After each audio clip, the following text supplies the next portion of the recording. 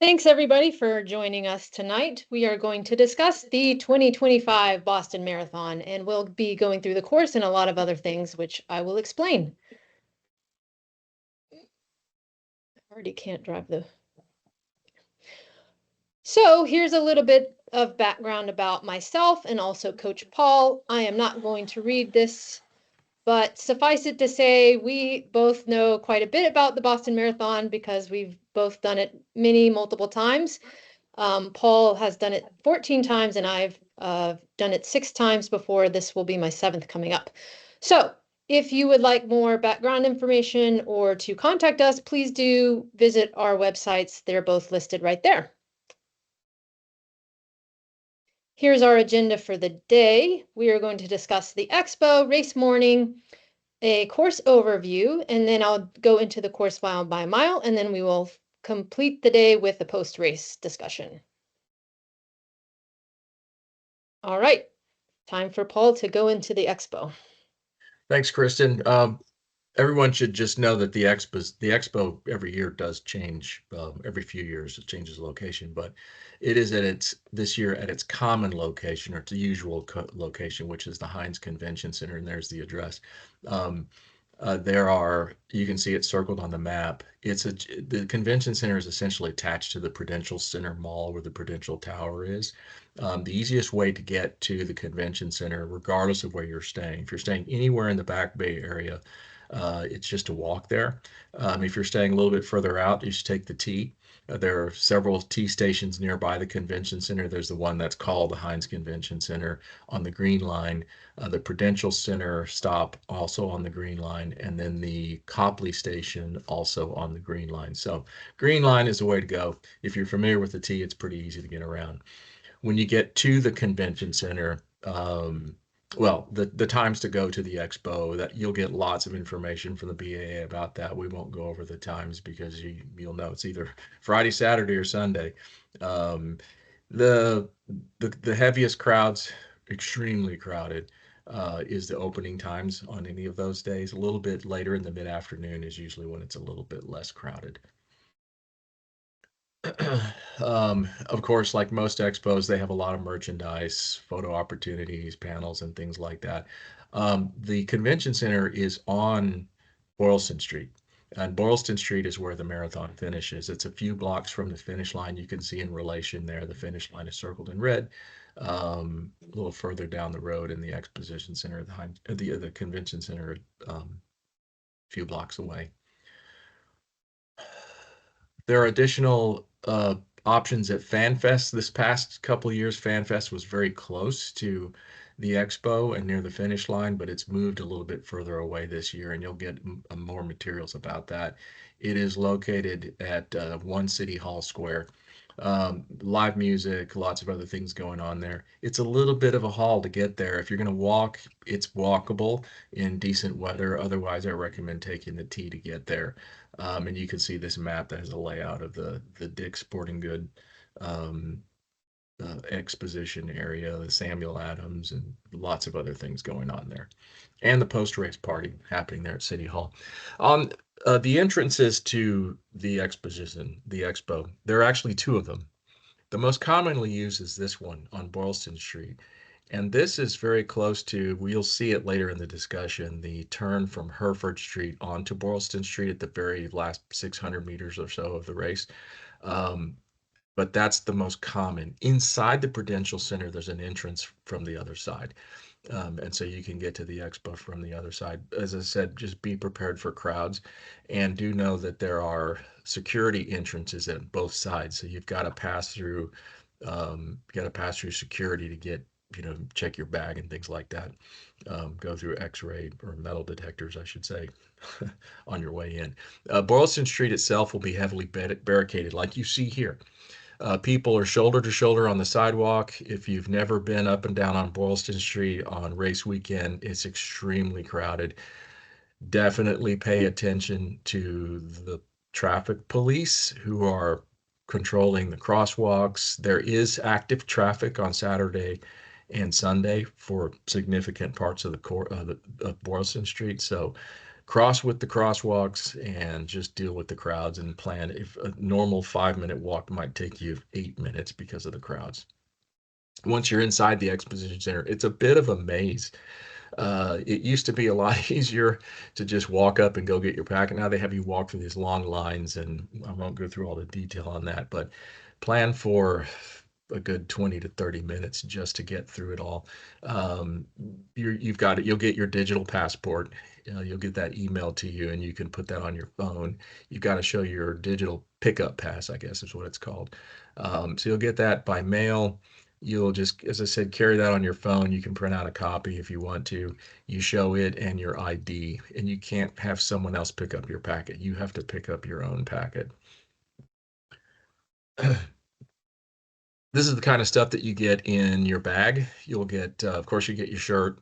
I don't know the color this year. Last year was that light blue color, and you'll get lots of other things in your bag. The bottom left, it looks brown, but it's actually see-through. We'll talk about that in a minute. It's the bag that you can take with you on the bus to the Athletes Village. Once you've picked up your packet and shirt, then you can actually go into the expo hall. Now that part is open to the public. The packet pickup part is participants only. The exhibition hall is open to the public. And there's a big Adidas shop in there. These are all the exhibitors. Again, I'm not going to read them all, but I will say this. In the past, you go back about 5 or 6 years, you had a very large expo with lots of other vendors, like more than just Adidas. You had other shoe brands, you had other major retailers in there. Now it's limited to just Adidas and a handful of other vendors. If you want to go and find Brooks or Nike or any other of the major merchandise suppliers, you've got to go over to Newberry Street where they have all these pop-ups. And what pop-ups really means is they're stores. It's not a tent. They're storefronts where you go into the store and you can find all the other vendors at the different pop-ups on Newberry Street. If you do want to go, as I mentioned, over to the finish line, then definitely go first thing to the finish line first if you want to. Some people like to go pick up their packet and then go to the finish line. It gets very crowded. Mid-afternoon, mid-morning to mid-afternoon, it gets really crowded over there. People like to take lots of pictures. And by the way, for those I'm coaching in the Revel program and in the Brooksy program, we do every year a group photo. And I'll send an email about that. We usually do that on Sunday at 11. So Sunday morning, 11 o'clock, if you're in town, I'll let you know where to meet over by the Boston Public Library. We meet there, we walk over, we get a picture, a group photo, and we move on. Walking around, you could spend hours walking up and down Boylston Street, the Expo, Newberry Street, and so on. Recommendation, as I always say, is don't wear your legs out like this guy. I usually like to go on Saturday so I can get out of the way, and Sunday I don't have to spend a lot of time walking around the Expo and other places. All right, let's move on to race morning. And let me check real quick and see if I have any questions in the chat. No. Race morning. We're going to talk about the gear check and the buses to the start. They're very close to each other. The gear check is in buses that are along Boylston Street.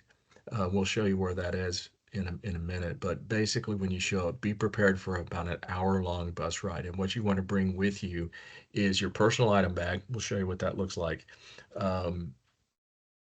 Your throwaway clothing. If it's going to be cold, check the weather, or if it's raining. If it's raining, especially, you want to bring a pair of old shoes, because walking around the Athletes Village, your shoes can get pretty muddy and wet. And so you can wear old shoes and carry your race shoes with you. They won't fit in that personal items bag, but if it's raining, the volunteers won't stop you from carrying your race shoes onto the bus. And essentially everything you plan to race with. Now, the gear check bag is different. The personal item bag is basically you can fit a banana, a bottle of water, your gels, and things like that. Everything else with you is what you're going to wear or what you're going to leave behind. Drop-off hours for the gear check. You'll see this all kinds of places. And the pickup hours, they're limited. This is what the bag looks like, at least in the past is what it's looked like. You You put everything you want after the race into this bag. So again, if it's cold weather, if it's raining, you want dry clothes, you want warm clothes, you put them in the bag. You see that black rectangle at the bottom. It's where you put your sticker with your bib number, and that'll be in your packet when you pick it up. You just put the sticker on there, and take your bag with you race morning to drop off on your way to the buses. They don't accept any other bags, so you've got to use that bag at the gear check. And you cannot take that bag with you on the bus. If you have it with you on race morning, you have to leave it at the expo. One thing you can do, if you have friends, family, loved ones going with you to the race, you can give them this bag to carry around with you and just carry it. And they can just keep it with them, so you don't have to mess with gear check after the race. But you definitely can't take it on the bus. This is what you can take on the bus. It's a 1-gallon clear plastic bag. You can see not much fits in there. And so that's what you can take with you on the bus, that one bag. Not much fits in there. Bus loading. This is important. You will get a scheduled time to board your buses based upon your wave, whether you're red, white, blue, yellow, um, and and they will not let you into the bus loading area. Just to be very specific about that, if you look on the map there, you see the row of yellow buses between the Boston Common and the Public Garden. That's where the buses line up. You can't get in there. You see the little yellow arrow at the bottom on Boylston Street and a yellow arrow at the top at Beacon Street. You can't even get into that area unless your wave is loading. So if you have a white bib and you show up before 7:30 in the morning, they won't even let you in that area. So there's no point in showing up early to bus loading because you can't even get near the bus loading. For reference, look all the way to the left and you see where it says finish line. That's Boylston Street. The expo, by the way, is further down to the left. We can't see it on this map. The convention center, there's Boylston Street where the finish line is. 3 blocks later is the gear check area where the buses are lined up on the street. And then another block later, after Arlington, the intersection of Arlington and Boylston Street is the entrance to the bus loading. The buses, by the way, have numbers on them. They're just lined up on the street. The gear check buses, they're numbered, and you just find the bus. And there's directional signs that say bibs 1 through whatever this way, bibs 8,000 and up this direction, and so on. As you're walking around, just check the directional signs. Find your bus. The bus will be clearly labeled. It'll say, for example, bib numbers 8,500 to 8,700, and you take your bag to that bus and you hand the volunteers your bag through the window. And pickup is the same way. The buses don't move.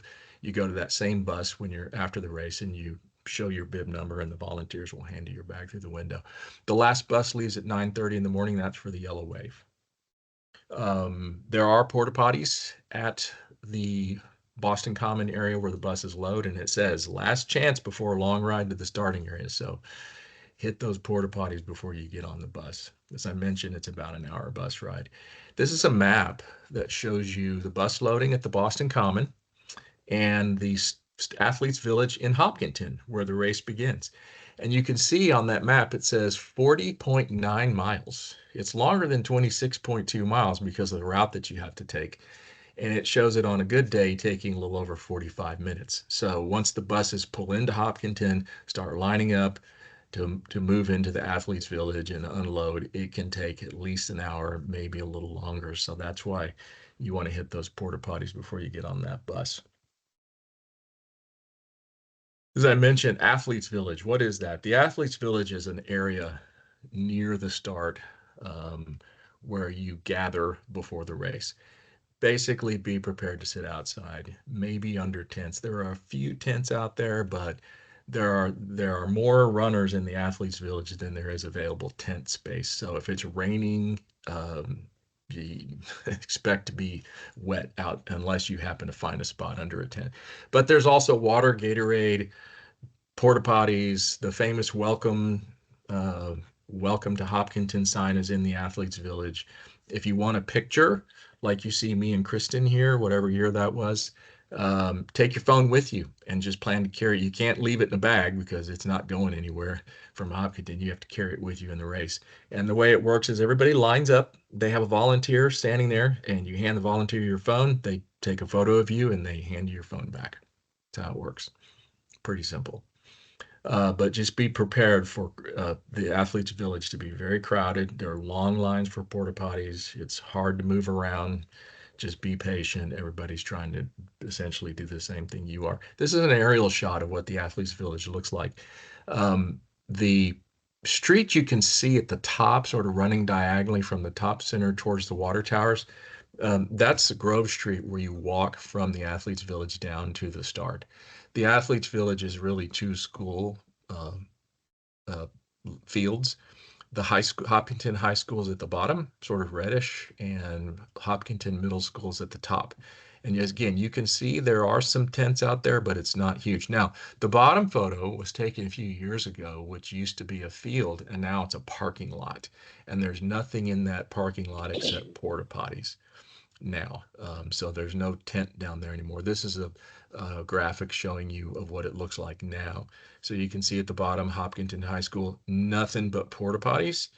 And at the top, at the middle school, the field with a couple of tents and everything else. And of course, more porta potties. There are the fields highlighted there, and lots of photo opportunities. More. There's me and Kristen again one year. Welcome to the Athletes Village. This is where the buses will drop you off, one of two places. They either enter, so that street you see that's running diagonally where the buses enter, that's Grove Street. And that's where the buses will be coming up from the south along that road and turning into one of two places, depending on what the bus traffic is. You don't know where they're going to drop you off. It's sort of a lottery. If they make that first turn, they go all the way behind Hopkinton High School, and you see that sign that says runner bus drop off on the left. If they turn off of Grove Street on the second turnoff, then they drop you sort of between the middle school and Hopkinton High School, and you can see where that drop off is. The interesting thing about this is what happens with the foot traffic. The drop off, the unloading is you see the two unloading spots. Most people coming off those buses on the right side between the two schools, they walk down into the athletes village and make an immediate right because that's what they see first, right at that intersection. The ones coming from the left, they walk in and the first thing they see is a parking lot full of porta potties, which are usually not as crowded. The ones at the bottom are not as crowded as the one at the top because, again, so many people who unload between the schools don't even know that that lower lot is there. So if you get off on between the schools, you don't have to make an immediate right. You can continue walking past the high school, make a left, and find that parking lot full of nothing but porta potties. As far as getting around, you can see the exit to the start. The exit to the start is north of the middle school. So if you're hanging out, and lots of people do, down in the lower parking lot because it's not as crowded, you've got a long walk. It's not very far, but it's through a sea of people to get to the exit to the start. Now, you won't be wondering when should I start? I'll get to that in a minute because they'll call you. But basically, hanging around the athletes village, you have an opportunity to eat something, have something to drink, stand in line for the toilets. Um, Bring something to sit on. It's a good idea. Some people bring old heat sheets, a trash bag if it's raining. If it's not raining, if it's good weather, you don't need to worry about it. But if it's raining, you want something to sit on because there are no chairs. There's no place to sit other than on the ground. And as I mentioned, it's very crowded. Just be patient and plan for delays. And what I mean by that is when we get to the schedule for the exit from the athletes village, you need to plan for how long it might take you to get out there. There are, by the way, more porta potties near the start. So once you've left the athletes village and you're walking down Grove Street towards the starting area, there's another opportunity to hit porta potties, and we'll see that in just a moment. As far as extra clothing, and this is stuff that you obviously have to leave behind, right? If it's cold, extra pair of sweatpants, sweatshirt, bathrobe, you name it. They have plenty of opportunities for you to discard that clothing. You don't have to leave it in the athletes village. You can wear it all the way down to the starting corrals literally have it on in the starting corrals and take it off there if it's cold. And there are volunteers that line the fences. They've got dark bags for trash, clear bags for clothing, and they'll keep telling you clear bags for clothing, dark clothes, dark bags for trash. There are lots and lots of opportunities to get rid of your clothing. So what you see sometimes is they call, wave three, corrals 1 and 2. It's time for you to exit the athletes village, and people are panicking to take off their extra clothing right there in the athletes village. You don't need to do that. You can wear it all the way down the street. My one tip is I do change my shoes in the athletes village because it's a little bit easier to sit down without being stepped on. And I always wear regular shoes, regular trainers, just because I find carbon plated racing shoes to be slightly uncomfortable standing around and walking around for 2 hours.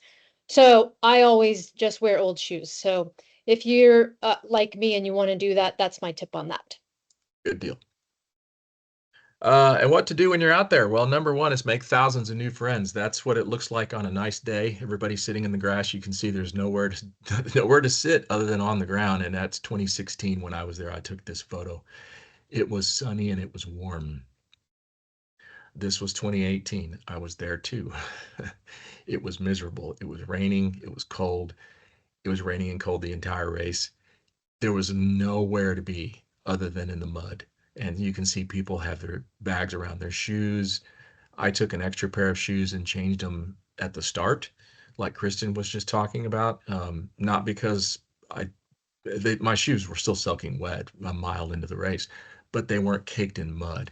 And so this was truly miserable. And if there's any hint of rain the day before or the day of, be prepared for something like this because there's just absolutely miserable out there. Okay, so now once you've left the athletes village, and by the way, you can't leave until they call your wave and your corral. There, for your reference, again, is the exit to the start, and they call. There's announcements happening constantly. Welcome to the Boston Marathon, blah blah blah, and they'll say the time is such and so. It's time for wave one, corrals 1 and 2 to leave the athletes village, and then 10 minutes, waves 3, 4, and 5, and so on. They just constantly make those announcements. And so you go and you line up, and then once you're ready to leave, it's not one big mass exit because then there are more signs that say corrals 1 and 2 here, corrals 3 and 4 here, 5 and 6. You line up at your appropriate exit, and then at the appropriate time, they'll let not just your wave, but your specific corrals walk down the street. And then you walk down Grove Street. It's about a 20-minute walk down the road. The last toilets that I mentioned are at the CVS parking lot, and it's a sea of toilets. For the men, they have a fenced off area that has just the urinals, so there's no enclosed porta potty. So you can hit those as well, men, for your one last stop. And by the way, there's usually a table right up next to the CVS that has last minute, take what you need or leave what you don't need. And people will leave perfectly good gels, Cliff bars, Vaseline, sunscreen, you name it. There's a table full of if you need something, Band-Aids, there'll be Band-Aids there. If you've got an extra Cliff bar that you thought you might eat or a banana and you didn't eat it, you just leave it on the table and somebody else will take it. So there's a table there of take what you need or leave what you don't need. You can see the starting corrals are actually there on Main Street. Corrals 1, 2, 3, 4, 5 to the right, 6, 7, and 8 to the left. And when you're approaching that area, it's very crowded. Just take your time. You'll see the signs that say direction, tell you to go right or go left to get to your corral. And then there'll be volunteers at the gates and they'll be checking your bibs. So they will not let you into a corral unless your bib corresponds to that corral. You can move back. So if you've got a wave 1, corral 1 bib and you want to run in wave 2, corral 3, you can move back to something else. You just can't move up. By the way, if you want to switch from one wave to another, a later wave, you can do that. You can move back to another wave, but you have to go in corral 2 of the other wave. The reason for that is that some people are like, I'm in wave 1, corral 8. I'd rather be at the front of my wave. So they want to go back to wave two, corral one. They won't let you do that. You can go to wave two, corral two, or three, or four, or five, and so on. So if you got friends and you're in different waves, the fastest ones can move back to the other wave. Okay. This is what the exit schedule looks like. So 10 o'clock start time, wave one, corrals one and two, they leave the athletes village 9:15, and then 9:20. Every 5 minutes, they let different corrals go. And then you can see 25 minutes later, wave two starts to leave, and so on. So it's very regimented, very scheduled when you can leave the athletes village to head down to the start. This is what the walk looks like. It's very, this was a good day. I think this was 2016. I took this picture too. It's a nice day. Uh, it's a pleasant walk. It wasn't so pleasant towards the end when it was a lot hotter, but it's just relax and take your time. What you'll see sometimes is people trying to warm up going down Grove Street. That's not a good idea. Don't be that person who's trying to do stride outs in the crowd. Just walk, take your time, and enjoy yourself. Once again, there's the different start times, waves 1 through 4, different starts. And as I mentioned, you can see it very clearly now, the CVS pharmacy with all the porta potties, the last pit stop before you get into your corral. Okay, now we move to the course overview, and it's Kristen's turn to take over. I'll interject at times if I see something or think of something. Otherwise, off you go, Kristen. Thanks. All right, so this is the course map. That it is a point-to-point race. The course goes through 8 towns, and it generally follows a west to east direction. For wind purposes, there is most often a headwind, and that means that the winds are coming from the east. The water is towards the east, and so it most often blows inland. But there are some exceptions to that. 2011 was a notable exception when they had a very nice tailwind, and what was at the time the world or the fastest marathon ever run was run in Boston. We also had tailwind last year. However, it was so gosh darn hot that it did not help because the heat countered any benefits from the tailwind. So we don't know what this year will bring, but do give a look at that when you are starting on your journey that morning. I will say I ran the course today, and we had a very gusty headwind, and it does make quite a difference. All right, so let's look at the towns we go through. Hopkinton, Ashland, Framingham, Natick, Wellesley, Newton, Brookline, and finally Boston. I like to count the towns off as I go through them, and there's also signs as you go. So I use that as my own personal extra bit of motivation to get me through the race. On course, you will find water and lemon lime endurance formula Gatorade. I do note that the endurance formula is slightly different than regular Gatorade. It has a little more carbs in it, and it also tastes slightly different. So if you are someone with a picky stomach, I have a picky stomach, then make sure you are familiar with the endurance formula. These aid stations will be located every mile starting at mile 2, and there it is on the map. All liquids are served in paper cups, which is great. The aid stations will be located on both sides of the street, and they are in a staggered formation. So whichever side you are closest to, you do not need to make any darting 90-degree turn to, cut people off to get to the other side.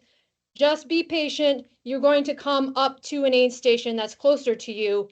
If you're more towards the right or more towards the left. So don't worry, you'll be taken care of. Here are some pictures of the aid stations.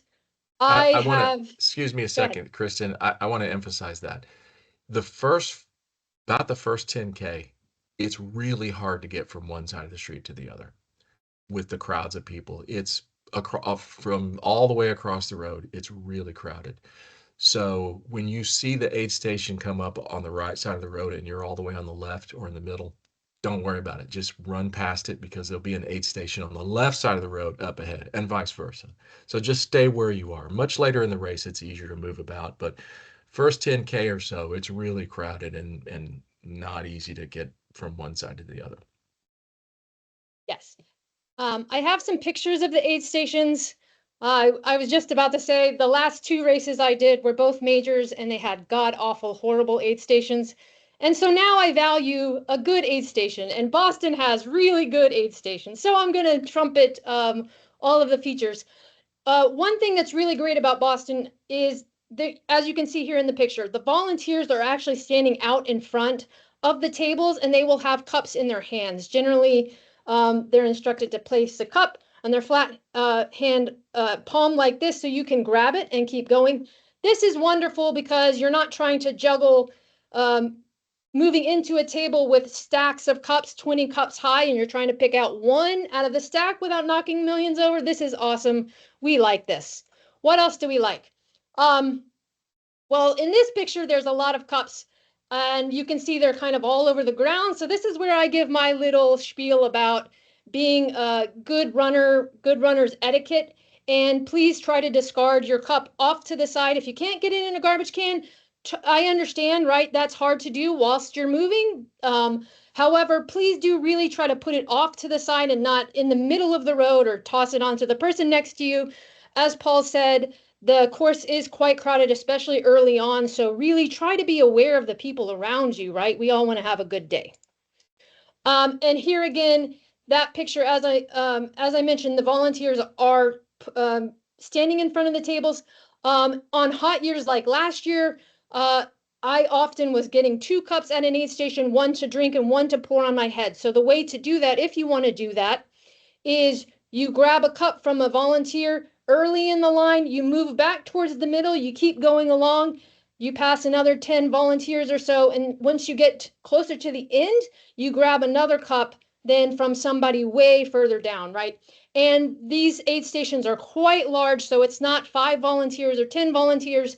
It's a very, very long line of them, right? So you don't have to worry, and you don't have to go to the first person you see either. It's okay to let some people go, let everybody crowd into the beginning, and you can go in later. It's fine. Like I said, these are really well done, so we can all appreciate that.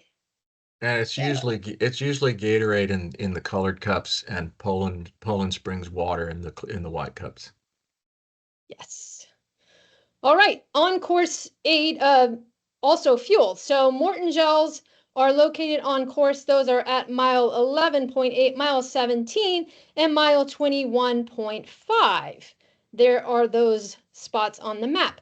There are 2 varieties of this. There's caffeinated, which comes in a white packaging, and the non-caffeinated, which comes in a black packaging. And the whole package is black or the whole package is white. So it's really easy to see from a distance. Again, the volunteers are going to hold this in their outstretched hand. You just run by and grab it. You don't even have to slow down at all. And in my experience, I have never been a 6-hour marathoner in this race, so I cannot speak to that. But in my experience from those I've spoken to, there's never been a problem with getting these. So I think you will be well taken care of. These again are located on both sides of the street. Clocks and markers. There are markers every mile and every 5K is marked. There are also timing mats. These are at every 5K, the half, the finish, plus miles 20, 21, 23, 24, and 25.2.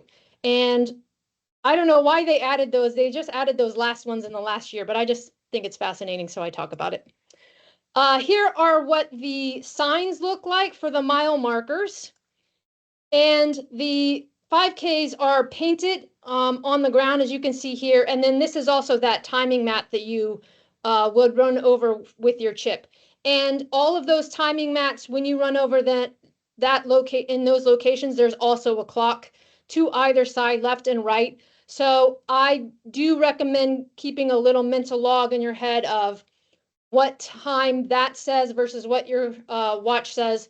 Although do note that the clocks are set to the first wave. So you have to keep a little bit of math, but again, you don't have to do seconds, but just know like, oh, I started an hour after or something like that. All right, now we're going to get into the elevation, which is probably everybody's favorite topic, I think. This is an outline of the elevation profile, again, zoomed all the way out. We're going to go into it in great detail, but this just gives you an overview. The course is net downhill. However, there is a lot of climbing. Boston loses 1,275 feet, but it gains 815 feet. So the net of that is negative 460 feet. So just to put that into some sort of scope, when people say, oh, it's a downhill course, that like that much. And they also, just in terms of comparison, for those who may have run New York City Marathon gains 810 feet. So Boston gains just slightly more than that. So if you've run that course, I have because I live there, you know that that's a really hard race. And this is on that level of hard race. But we are going to succeed because we're going to learn all about it. But just do keep that in mind when it's like, when people are like, yeah, it's downhill, it's easy, blah, blah, blah. It's maybe not as easy as you want it to be. All right, now I'm going to go through the course bit by bit. And I will explain the reason I break the course down into 5Ks. There's a couple of reasons for that. One is when you're looking at your data at the end, and if anybody's tracking you, all of those chip times come in at the 5K marks. In addition to that, a lot of these miles are either 90% down or 90% up. And so I like to keep an average pace based on 5Ks instead of looking at each mile individually, because you will and should have a lot of variation between these miles. This is not an even split course. All right, so now let's go into it. This is this first section we're going to look at. So the road here is very narrow. It's only 2 lanes and there is no shoulder. So everybody starting out is quite packed in. The corrals, as I said, you are shoulder to shoulder, people in front of you, and don't get used to having personal space when you're waiting in the corral. But it's okay. We all like each other, right? Don't waste energy trying to get around people, especially in these early miles. You will see people do that and they are making a mistake. The reason is you want all of that energy and you're going to need all of that energy for the later part of this race. I promise you, nothing is lost or gained, or nothing's really gained by trying to go out of the gate super fast. All right, so elevation wise, we are going to lose within the first 0.6 miles of the course, 139 feet. And I have listed above the grades. The average grade is a negative 4.3%. The steepest grade there is a negative 5.7%. So this is significant. This is also the largest single drop of the entire course, and it is at the very beginning. There's a following that really steep grade is a short uphill of 0.4, just 40 feet, and this makes up mile 1. The reason I point this out, and this is actually a really good example for the rest of the race.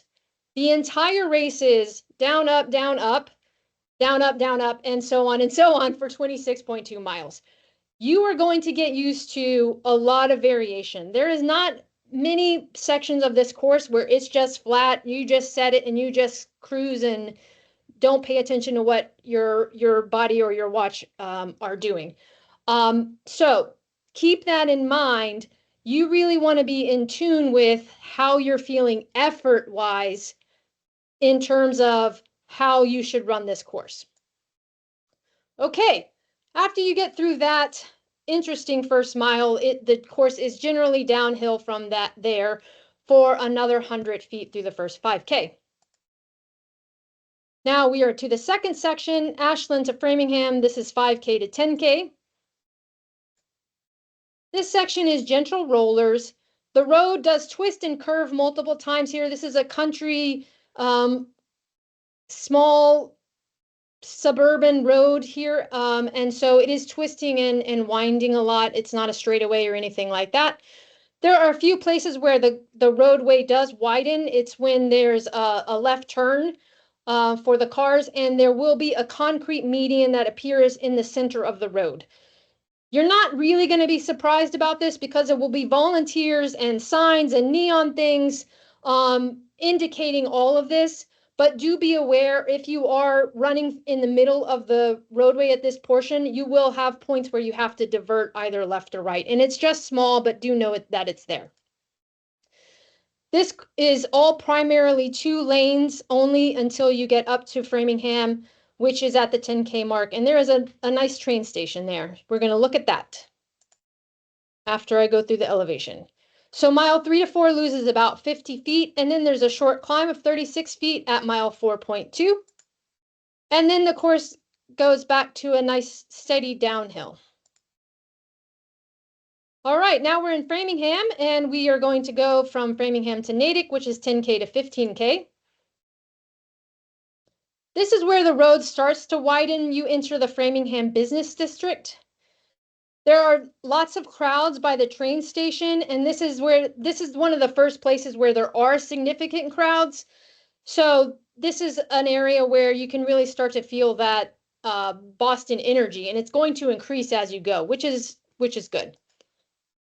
You want to watch your footing. There's a place where the train tracks cross at a diagonal, and that's at mile 6.5. I have pictures of that coming up. Here is what the Framingham train station looks like. And as you can see here, there's a road with more than 2 lanes and a shoulder, plenty of spectators, right? You can start to see a little bit of spacing for people to get around a little bit. So that's nice. This is one of those places where if you felt boxed in or felt hindered, you can start to get a little more wiggle room. This is a picture of what those railroad tracks look like. It's really brief. You just got to make sure you pick up your feet, don't get your toes caught. That's it. And here we are. We're going to look at this elevation. So there's only a few tiny bumps in here, nothing too serious. There is this sharp climb right before mile 8, and it is a 5% grade, but it's really quick. So, just get up and get over it. This is the flattest section of the entire course. It is 5K long, and that is all you get for flat. Enjoy it. All right, now we're in Natick. This is 15K to 20K. The surroundings start to change as you pass through Natick, and really there's several different segments as you go through the course. There's parts where you're in between the not major towns, but the smaller towns, you're in between them. And that's gets to be quite more quiet and a lot more nature, trees, ponds, and all of these things around you. And then you have other parts where you go into like the main street of the town itself. There's businesses, there's churches, there's cute little shops and cafes and all of these things. And that's where you'll find a little bit more energy in terms of spectators. So just be aware in terms of, if you're really feeding off of the people hyping you up as you go along, there are little pockets of a little bit of dead, but it's not sustained. And here, this is one of those sections. So you go into Natick Common, and then you go out of it, and you enter into the outskirts of Wellesley before you get into Wellesley proper. And by mile 12, you can hear the Scream Tunnel ahead. You cannot see it at all. It is literally located still a mile away, but you can hear it. That's how energized and pumped up it is. So there's a steady rolling rise to mile 11.5. The course climbs about 90 feet here over 1.75 miles. So this is a gradual climb. You will notice it because it is noticeable, but it's nothing to be terribly alarmed about. And then on the back side of that is a rolling drop to mile 13. This 11.25 to 12 loses about 70 feet. So again, up, down, and up, down. The Wellesley Scream Tunnel is one of the most famous stretches of the marathon, and there really is nothing like it.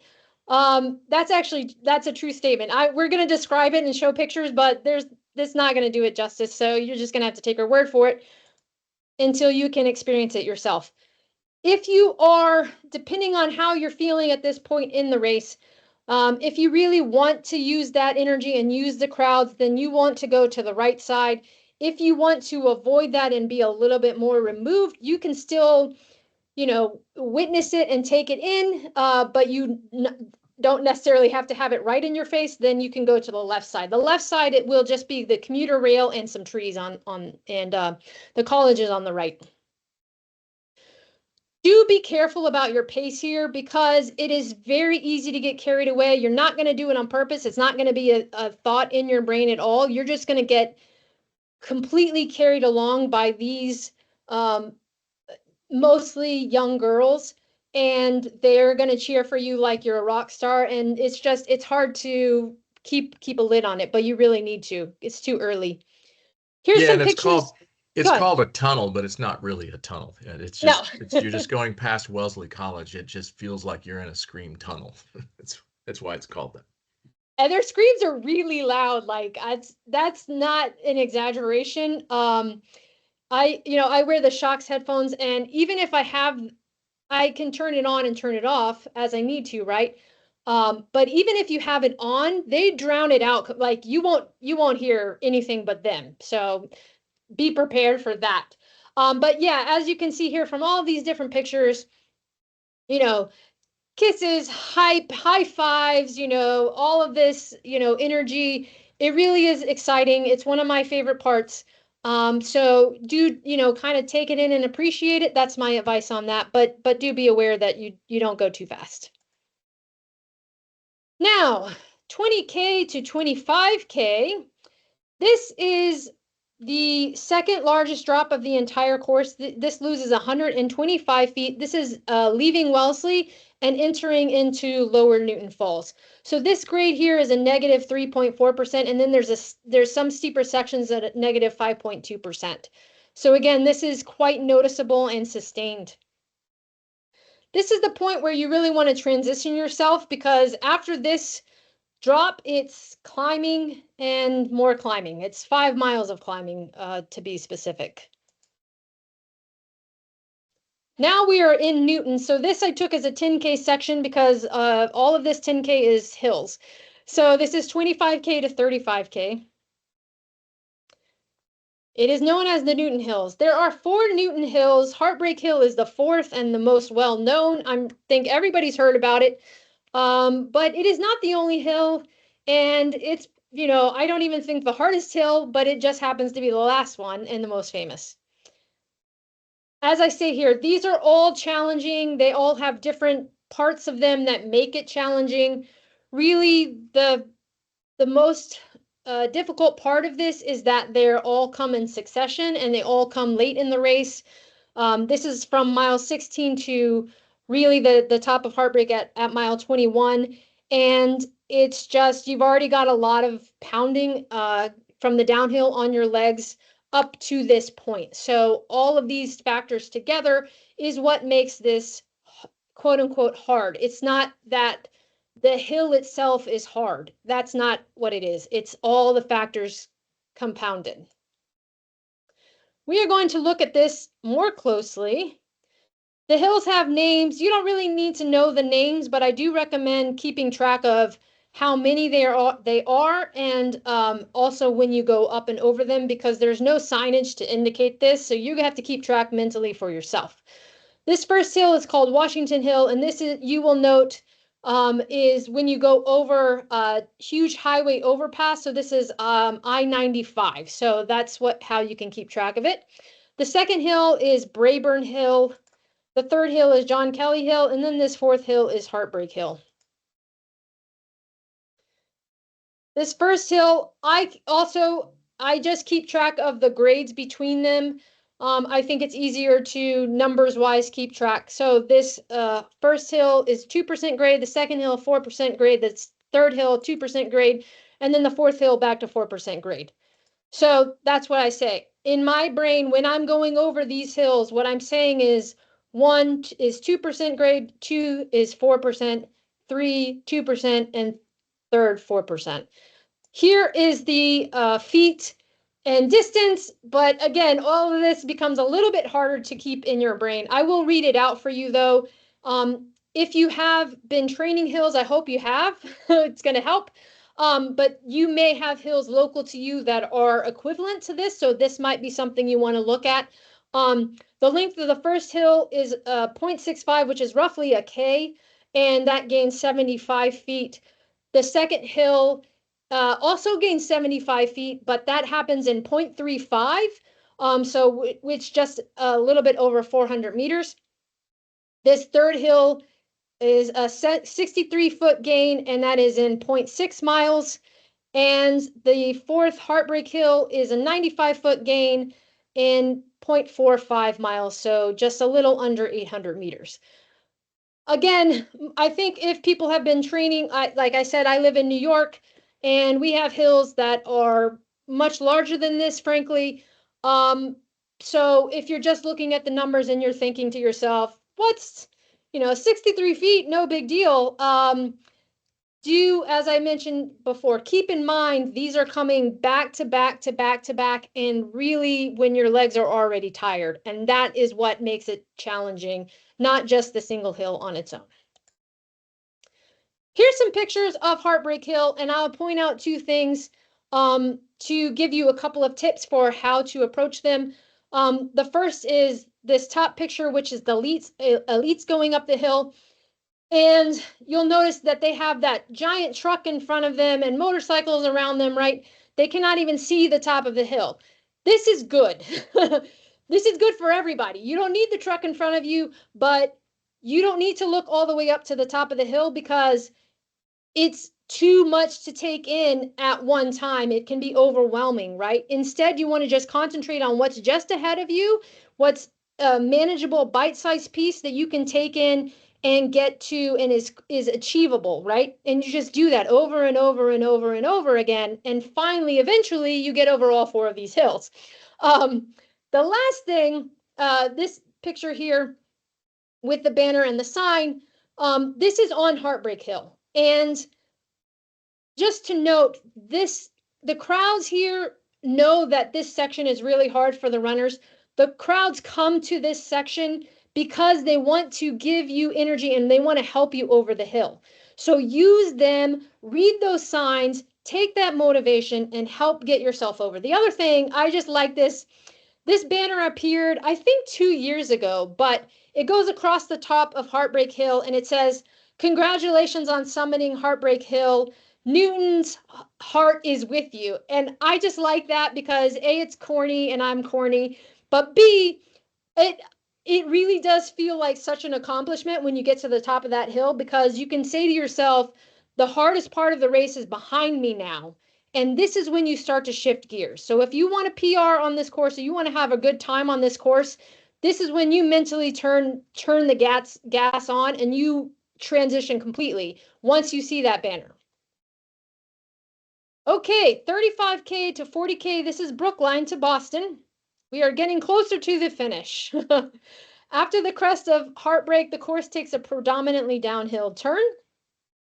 Your legs will be very fatigued by this point. That's really an understatement. Your legs will be very fatigued. This race is physically quite hard. There's not a marathon in the world that anybody runs and is like, well, that was a cakewalk. But this race in particular will beat you up physically more than a lot of other races. There's another place you want to watch your footing. I have pictures of it, and this is when you make a turn at Cleveland Circle. Boston College crowds rival Wellesley, and actually I kind of like their energy more, I think, because by that point I'm just delirious. But you really need it in this section, so do use that to your advantage. Here's a couple of pictures of two different groups going down the backside of Heartbreak beside Boston College. I just want to point out a couple of form notes here because everybody can keep this in their brain. So we have the elites here, the elite women, and you can see they're really attacking this downhill, right? They've got that forward lean, good, like arm carriage, nothing, no overstriding, right? Then you look at the other regular folks, and I'm a regular folk too, as all are all of us, right? So this is not a knock or anything, but you can see it's like it's a little more sloppy, it's like a little bit leaned back, a little bit shuffling, a little bit, like just trying to get through it as much as you can, right? Because this is now we're talking at mile 22, so this is quite difficult, right? But as much as you can, try to check in with your form and use the downhill here to your advantage. And also, you can do less muscle damage as well by not overstriding and leaning back and all of these things. So help yourself out. And watch out for cramps there too, because you go from using your hamstrings quite a bit on the climbing through Newton for 5 miles. And then you start this downhill right after Heartbreak. And actually, there's one little hill right after Heartbreak. It's deceptive. You pass Heartbreak, and you think, oh, it's over. And then there's one more little hill. Then you start the sharp downhill by Boston College. And then, as Kristen said, the Boston College students are out. It's later in the day, so they've been drinking. It's a state holiday too, Patriots Day. And instead of mostly women, it's men and women. So the yelling is even louder and a bit tipsy. And so you get this energy and you start moving again. And you're like, hey, the hills are behind me. And you start your turnover. And I see a lot of people stopping with abruptly with cramps, hamstring cramps, calf cramps, whatever, because they're shifting gears and their muscles aren't quite ready for that higher turnover. So you got to gradually get back into the downhill speed. Just be careful right after Heartbreak. Yes, agree with that. So this is the section I mentioned where there's these train tracks and they're crossing. And as you can see, they're crossing in multiple different ways, different diagonals. I have seen people go down here in wet years. So again, this is especially because now we're getting to mile 22 and a half, 23, and you're like barely functioning. But do be careful and pick up your feet. You're actually coming down a hill, and there's a cemetery, and then this reservoir, and you make a left. So just be really careful here. This is Cleveland Circle. Okay, so we are going to look at the numbers now. Mile 21 to 24, you lose 200 feet, which is good. That's a good number for downhill, right? There are some rollers here, and so it's not continuous. You're going to climb and in here as well. This first section is steep. And I said with the pictures before, watch your form. This average grade here is negative 3.4%, and the steepest part is negative 5%. And then it starts out steep, and then it starts to lose that steepness as you go and get closer to Boston proper. The Citgo sign starts to be visible about a mile before the finish, and really when I say use this as a beacon that you're almost done, I really do mean that. I look for that up ahead to kind of help pull me through this. Here's some pictures of what it looks like, and as you can see, this is quite a distance away. There won't be any cars on race day, but you can see that sign. It's up to the left, and this is what it looks like when you get up right beside it.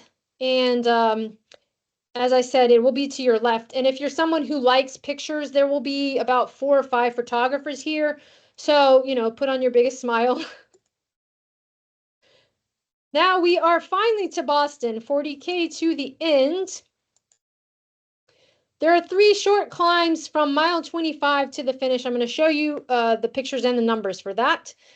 But they are over the Mass Turnpike, under Massachusetts Ave, and up Hereford to Boylston. After you make the turn onto Boylston, you have 600 meters remaining to the finish. It's just straight away. The finish is up ahead of you. It's going to feel like it takes forever to cross, to make that 600 meters distance up. But do just store in the back of your brain, it's 600 meters. You got it. You can do that. these are those 3 climbs. And numbers wise here, these are not huge numbers. However, the fact is, this is late. You're at mile 25, you're at mile 20, just before 26, and everything hurts times a million. So when it says, 5 foot climb, that seems like nothing, but it feels much larger. Here's these pictures. This is the one where you're going up the Massachusetts Turnpike.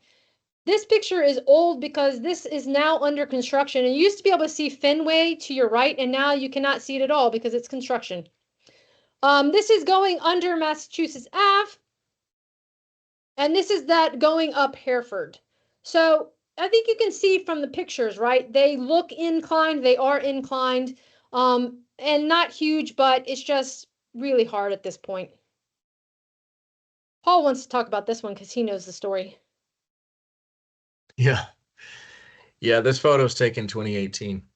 And this is after you've made the right-hand turn onto Hereford, right? You're on Commonwealth from the Citgo sign to the little dip under the bridge at Mass Ave. You're on Commonwealth Avenue. And then you make a right-hand turn onto Hereford and then a left-hand turn onto Boylston. This picture is that short stretch on Hereford. And this was 2018 when it was cold, it was raining, it was just miserable conditions. You see what's in the street, right? All these discarded ponchos, rain jackets, and so on.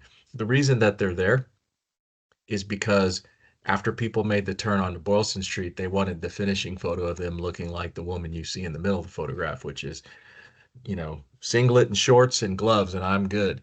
But most people did not run the race. I didn't. You're wearing a lot more. And so just be careful. And that late in a race, when you're almost to mile 26 and running slightly uphill, it's very easy to trip.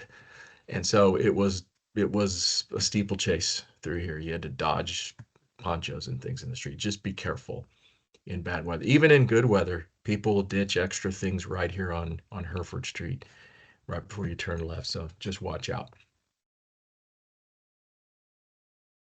This is the famous corner, right on Hereford, left on Boylston. And this is one of those places where the spectators are 6 deep, not an exaggeration, on the sidewalks.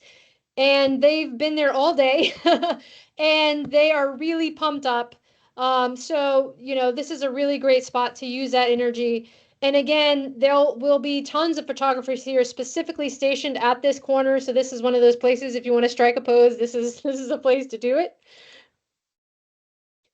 This is what it looks like when you're coming down Boylston. And as I said, this is 600 meters once you make that turn, but you can see the finish line for a very, very long time before you get there.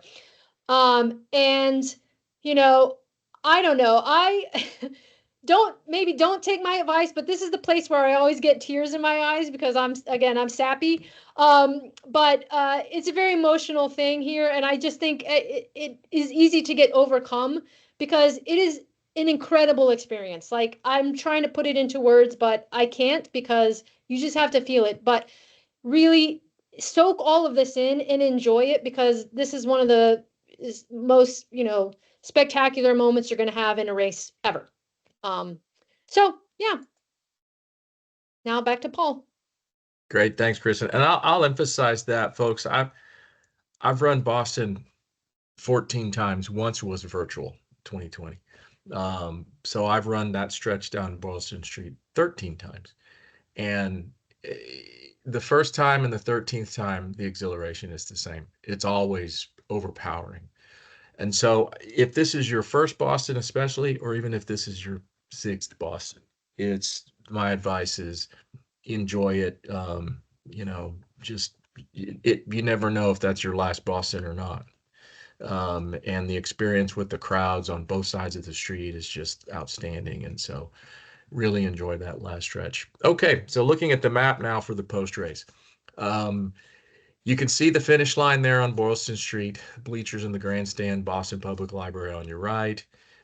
Immediately past the finish arch you can see that white tint. That's medical. Then you get water, metals, heat sheets. You keep walking down the street. There's another medical tent. and then finally you get to Gatorade, and then food, and then past the food, way over there with the blue shading is the buses where you left your gear hours earlier. And you just go to your bus, get your gear checked, get your bags. They do have some changing areas, some tents there for you to go duck into, men and women, different tents you can duck into, and there are porta potties in this area. This is runners only in this area. And so, if you need to spend as much time as possible sitting down, changing your clothes, whatever, that's what's recommended. But it is a long walk, so just take your time. And when you're ready to leave, there are three options. I recommend, if you want to, this is the way I prefer to leave, is on the north side, which is towards Newberry Street, because it's usually less crowded. And then I usually stay at the Sheraton, which is way down by the Expo. But I just walk up to Newberry Street, and then I have a nice long walk all the way around Newberry Street, all the way down to get back to my hotel. Um, on the other hand, if you want to go meet family, there's a family reunion area down on Stewart Street. There's you can exit on two sides. Um, you can go and you can see it's alphabetical. They just have signs that say A, B, C, and so on. You meet your family under your appropriate sign. That area gets extremely crowded. So I don't recommend trying to meet family there. But then you can see the third exit is over on St. James. That one's a little less crowded, because there's no family reunion area in there, and there's generally just runners heading out that area, but still fairly crowded. The least crowded is the one on the north side on Newberry Street. What I recommend if you're trying to meet family is to meet away from the exit areas. And there are multiple options for that. Oh, by the way, if you need to find a T station, the green and the orange are the nearest stations. Arlington is right over there on the right side by close to the Boston Common and the Public Garden, and then the Back Bay station down there And I south will of the. say they let you exit out that way, even though it's not officially posted on the map. That is where I generally exit, is that to Arlington. Yeah. So I don't know why it doesn't show that, but it is allowed. It is an allowed exit, and for runners. So I've exited that way myself too. When I met my daughter, right where that black arrow that says quarter-mile walk Mhm. to morning bus loading, I met my daughter there one year, and I just walked out that Arlington exit, and she was right there. So that's a possibility too. But who knows? Maybe they're going to crack down on it one year. Yeah, Yeah, as yeah. I mentioned, there's the family reunion area where you can meet family. If you need any information, that's over in the family reunion area as well. There's an info booth there. Um, but I recommend considering a meeting spot away from the family meeting area. The entrance to the Westin Hotel, there's a restaurant there. Fogo de Chao restaurant is right there at the Westin Hotel entrance. Meet there. Oh, or over on the Newberry Street side. Yeah, I literally, the past several years, when I've met my wife after running the race, she meets me right at the exit on Newberry Street. And so somewhere on Newberry Street or over at the West End or any other place. The last thing I really recommend is meeting in the Mhm. family reunion area because it's extremely crowded. And oh, by the way, I think they've done it in the past several years, is that people trying to get into the family reunion area, they have security checks. So Mhm. there's a security check, and they're checking bags and backpacks. And so it's extremely crowded for people to get in to go meet you in the family reunion area. So it gets really crowded. And then for you to try to go out, you have to work your way through the same exit. It's one entrance and exit is the same thing. So you're trying to go out where people are trying to come in and check bags. And so it's generally more crowded than it's worth. And that's why I recommend going out one of the other exits and getting far away from the family reunion area. There's the one I mentioned, that exit Oh. over on Arlington Street. And that's it. That's our presentation with Coach Kris and Coach Paul.